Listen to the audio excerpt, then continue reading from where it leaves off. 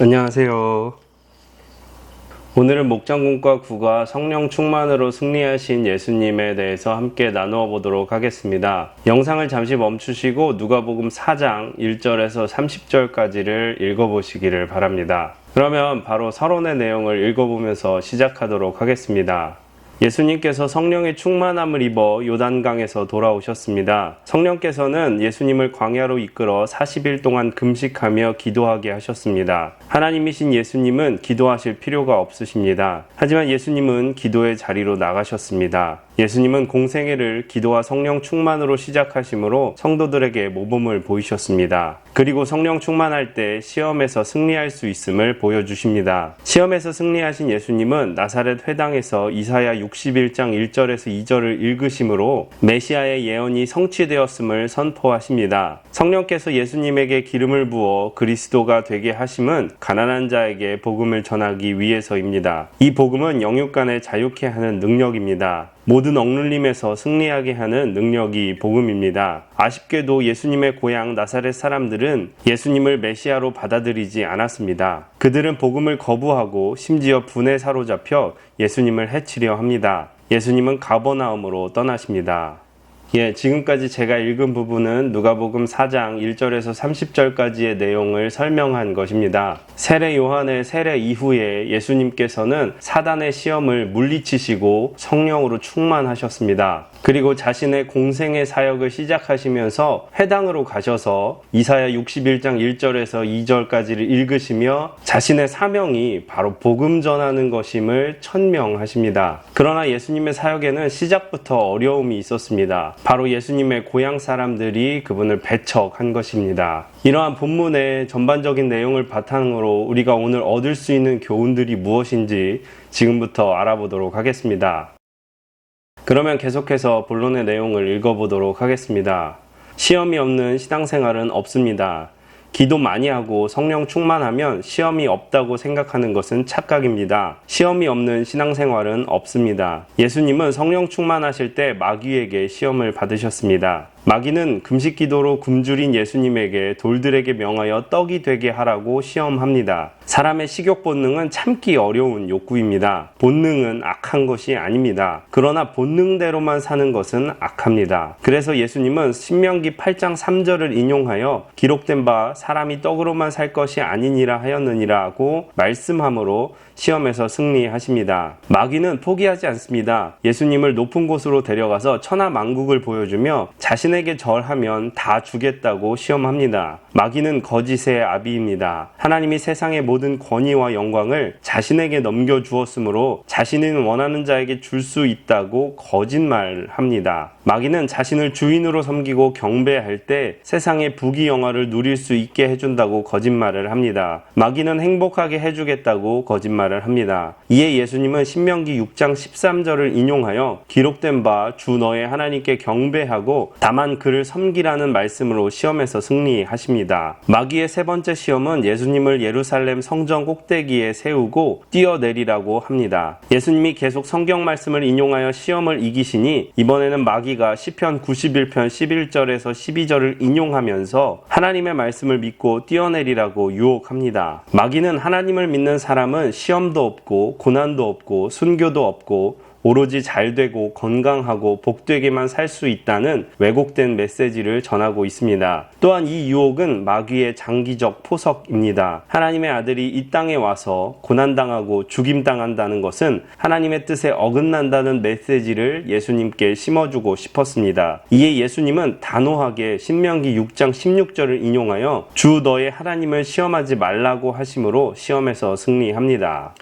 예수님의 시험 사건을 볼 때에 우리 신앙생활에서의 시험거리는 고난이나 어려움 같은 것들도 있겠지만 우리가 정말로 조심해야 할 시험거리는 예수님이 받으셨던 것 같은 달콤한 유혹들입니다. 무조건 잘 되고 번영하고 성공하고 부자가 된다는 것은 결코 복음의 메시지가 아닙니다. 복음의 메시지는 어떤 사람일지라도 시험과 고난과 어려움이 닥쳐오고 심지어 순교할 수밖에 없는 상황이라 할지라도 믿음을 지켜 복음으로 사는 사람에게는 영생의 면류관이 씌워지게 된다라는 그러한 메시지를 가지고 있습니다. 그래서 베드로전서 4장 12절을 보면 사랑하는 자들아 너희를 연단하려고 오는 불시험을 이상한 것으로 여기지 말라고 말씀하십니다. 믿는 자에게 시험은 어쩌면 당연한 것입니다. 심지어 그 예수님도 시험을 받으셨습니다. 우리에게 오는 이 시험을 이상한 것으로 여기지 말고 오직 말씀과 믿음을 지킴으로 승리할 수 있는 저와 여러분이 되기를 간절히 기도합니다.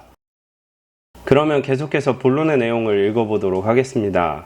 성령 충만으로 승리합니다. 예수님은 마귀의 시험들을 모두 말씀으로 물리치고 승리하셨는데 시험이 시작될 때나 끝날 때나 성령 충만하신 상태였다는 것을 간과하지 말아야 합니다. 예수님은 성령 충만하심으로 승리하셨습니다. 또한 성령님은 말씀을 가르쳐 주시고 생각나게 해주시는 분입니다. 보혜사 곧 아버지께서 내 이름으로 보내실 성령, 그가 너희에게 모든 것을 가르치고 내가 너희에게 말한 모든 것을 생각나게 하리라. 예수님은 성령으로 충만하여 말씀으로 충만했기에 마귀의 시험을 넉넉히 이기셨습니다. 결국 모든 유혹과 시험에 실패한 마귀는 얼마 동안 예수님을 떠납니다. 마귀는 영원히 떠난 것이 아닙니다. 마귀는 포기하지 않습니다. 우리를 시험에 빠뜨리고 믿음에서 실족시키려 끝없이 도전합니다. 우리가 항상 깨어있어 성령으로 충만함을 지속적으로 유지해야 할 이유가 여기 있습니다.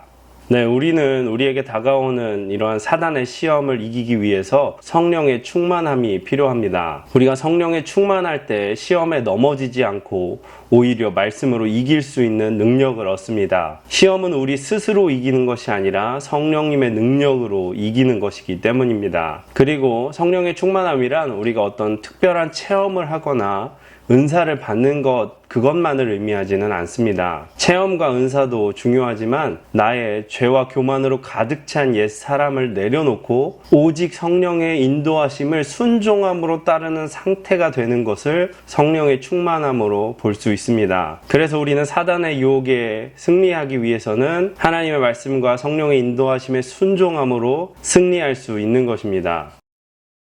네, 그러면 계속해서 본론의 내용을 읽어보도록 하겠습니다. 믿음의 사람이 승리합니다.